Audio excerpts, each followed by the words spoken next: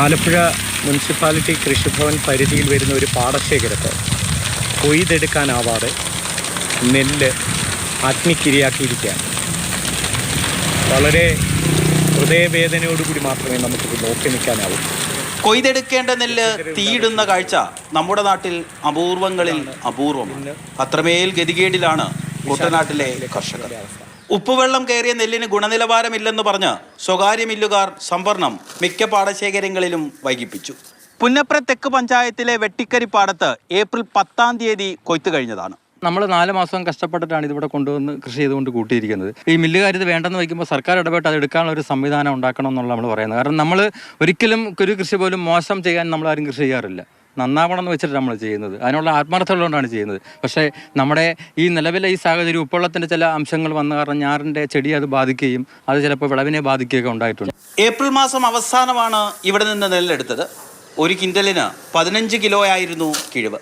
അതായത് 100 കിലോയ്ക്ക് പകരം 115 കിലോ നെല്ല് കൊടുക്കണം. ഈ ഏജന്റന്മാരാണ് അതിനകത്ത് ഇടനില കൊള്ളയടിക്കാൻ ഒരുങ്ങുന്നത്. അവരാണല്ലോ, അല്ലെങ്കിൽ നെല്ല് നേരത്തെ തന്നെ എടുത്ത് പോകണ്ടല്ലോ. അവർ വന്ന് നോക്കിച്ചും മില്ലുകാർ വന്ന് നോക്കിച്ചും പറയുന്നത് ഏതെങ്കിലും ഒരു മില്ലുകാർ കൂടെ 1-2 പേരും ഉണ്ടേ എടുക്കാം, അല്ലെ ഞങ്ങൾ എടുക്കത്തില്ല. 3 മില്ലുകാർ വന്ന് ഇവിടെ വന്ന് എടുത്തുകൊണ്ട് പോയത്. അവർ പറയുന്നത് ഒറ്റയ്ക്ക് അവർക്ക് എടുക്കാൻ പറ്റത്തില്ല.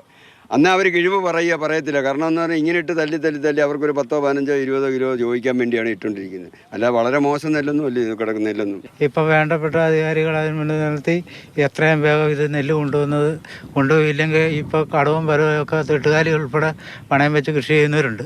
അപ്പോൾ അതൊക്കെ ഏറെക്കുറെ വലിയ ദാരിദ്ര്യത്തിൽ ഇപ്പം കൃഷി ചെയ്യണ്ടല്ലോ, ചെയ്തു പോയത് ആപത്തായല്ലോ എന്ന് വരെ ചിന്തിച്ചേണ്ടതായിട്ടിരിക്കുന്നു.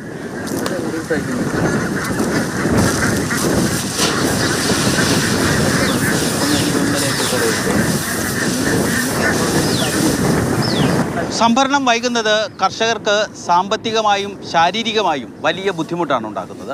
എല്ലാ ദിവസവും വന്നിട്ട് നമ്മളിത് തുറക്കണം.